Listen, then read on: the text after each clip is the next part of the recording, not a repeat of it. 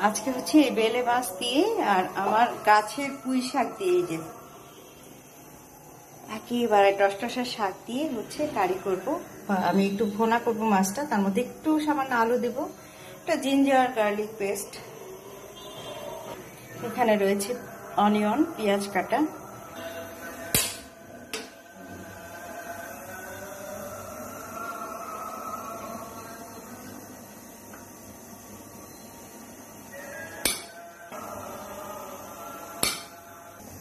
অনিয়নটা দিয়ে দিচ্ছি,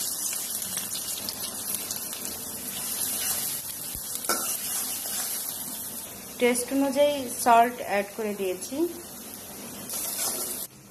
পেঁয়াজের সাথে আমি আলুটা ভেজে নেব। বর্ষাকালের আলু হচ্ছে একটু তেলে ভেজে রান্না করলে এটা ভীষণ মজা লাগে। তো আমি মাছের ভোনার মধ্যে হচ্ছে আলুটা অ্যাড করব। তো আমি এখন অনিয়নের সাথে এটা কিছুটা তেলের মধ্যে ভেজে নেব। দিয়ে দিচ্ছি আলু।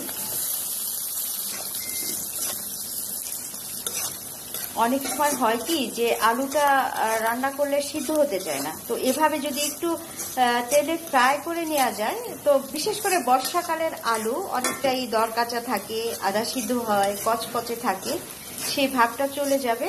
এইভাবে যদি তেলের মধ্যে একটু ফ্রাই করে নেওয়া যায় তাহলে এটা মোমের মতো সিদ্ধ হয়ে যাবে। পেঁয়াজও অনেকে বলেন, অনেকের অবজেকশন থাকে যে পেঁয়াজ গলতে চায় না তরকারিতে। আসলে একটু ব্রাউনিশ করে ভেজে যদি অন্যান্য মশলা দিয়ে কষিয়ে তারপর রান্না করেন তাহলে পেঁয়াজটাও না সুন্দর গলে যাবে। তো আমার কিন্তু পেঁয়াজ এবং আলু মোটামুটি ব্রাউনিশ একটা কালার চলে আসছে। তো এবার আমরা আদা রসুন পেস্ট অ্যাড করে দেব। সামান্য ভেজে তারপর সামান্য পানি দেব। পানি দিয়ে অন্য ইনগ্রিডিয়েন্টস অ্যাড করব, কারণ এই যে turmeric powder, cumin powder, coriander powder এগুলো অ্যাড করলে না এই তেলের মধ্যে পুড়ে যায়। এজন্য আমি পানি অ্যাড করে তারপরে হচ্ছে ওই পাউডারগুলো অ্যাড করব। আবার এই যে আদা রসুনের পেস্ট দিলাম তেলে, এটাও একটু ফ্রাই করে নিলে তরকারিতে সুন্দর ফ্লেভার আসবে।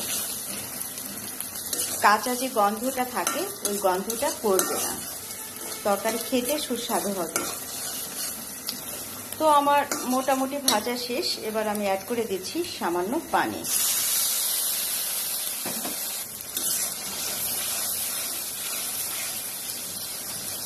এখন আমি অ্যাড করে দিচ্ছি হলুদ পাউডার, লাল মরিচের পাউডার, অ্যাড করে দিচ্ছি ধনিয়া পাউডার।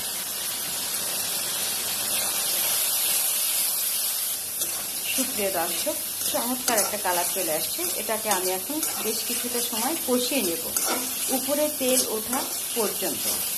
যখন তেল চলে আসবে তখন আমরা মাছটা অ্যাড করব, তাহলে কাঁচা কোনো গন্ধ তরকারিতে করবে না। কিছুটা পানি অ্যাড করে দিয়ে আমি মশলাটা কষাবো। তরকারির মশলা যদি সুন্দর কষানো হয়, পারফেক্ট লবণ এবং ঝাল হয়, পর্যাপ্ত জাল হয়, তাহলে তরকারি যে কারো হাতেই মজাদার হয়ে উঠবে। তবে আগে বুঝতে হবে, অনেকের তরকারি টেস্টলেস হওয়ার একটাই কারণ, সেটা হচ্ছে পর্যাপ্ত জাল হয় না, সুন্দর কষানো হয় না, স্টেপ বাই স্টেপ দেয়া হয় না, এলোমেলো দেয়া হয়, যার কারণে তরকারির টেস্ট পাওয়া যায় না। তো আমরা ততক্ষণ অপেক্ষা করব যতক্ষণ এটার উপরে তেল না চলে আসে। আমার কিন্তু মশলার উপরে তেল চলে এসেছে। একটা মশলা সুন্দর কষানো চেহারা দেখলেই না বোঝা যায়। দেখেছেন কত সুন্দর একটা কালার চলে আসছে। তো এর মধ্যে আমরা আবার একটু পানি অ্যাড করে আবার ভোনা করব। যখন বলক চলে আসবে তখন আমরা মাছগুলো অ্যাড করব। সুন্দর নেড়ে চেড়ে আমরা এটাকে এখন কষিয়ে নেব।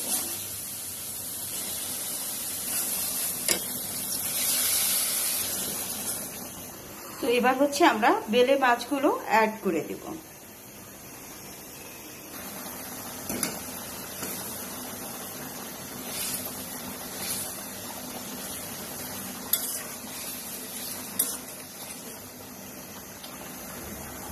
অ্যাড করে দিয়েছি। এবার আমি একটু ঢাকা দিয়ে 2 থেকে 3 মিনিট কষিয়ে নেব।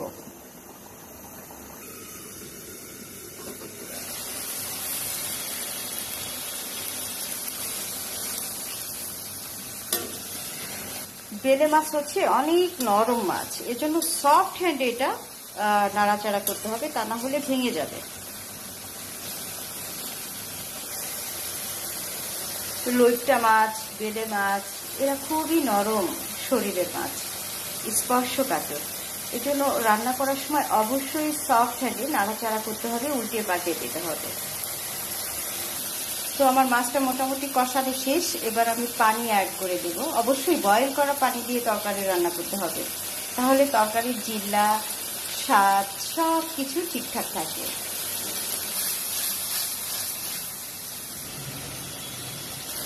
তো আমার কষানো শেষ, এবার আমি পানি অ্যাড করে দিচ্ছি। এবার আমার সেই বাম্পার ফলন বড় বড় পুঁই শাকের পাতাগুলো আমি বেলে মাছ ভোনার মধ্যে অ্যাড করে দেব।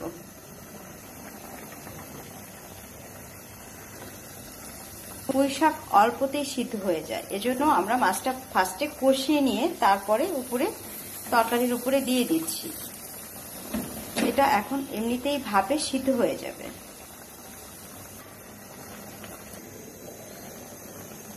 আমি অ্যাড করে দিব কাঁচা মরিচ, একটু ঝাল ঝাল হলে ভালো লাগবে।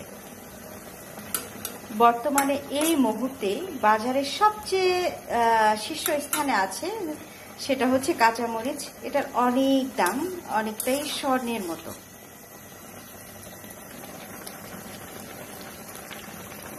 পুঁই শাক দিয়ে বেলে মাছ ভুনা করে খেয়ে দেখবেন সকলে, এটা অন্যরকম একটা মজার তরকারি।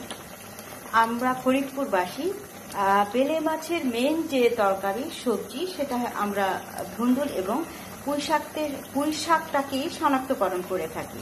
তো বেশিরভাগ ক্ষেত্রে আমরা পুঁই শাক, আলু এসব দিয়ে এই মাছগুলো ভুনা করে কিংবা মাখো মাখো ঝোল করে খেয়ে থাকি। সবাই এভাবে ট্রাই করে দেখতে পারেন, অসম্ভব মজার, স্বাদে গন্ধে একেবারে পরিপূর্ণ হয়ে ওঠে।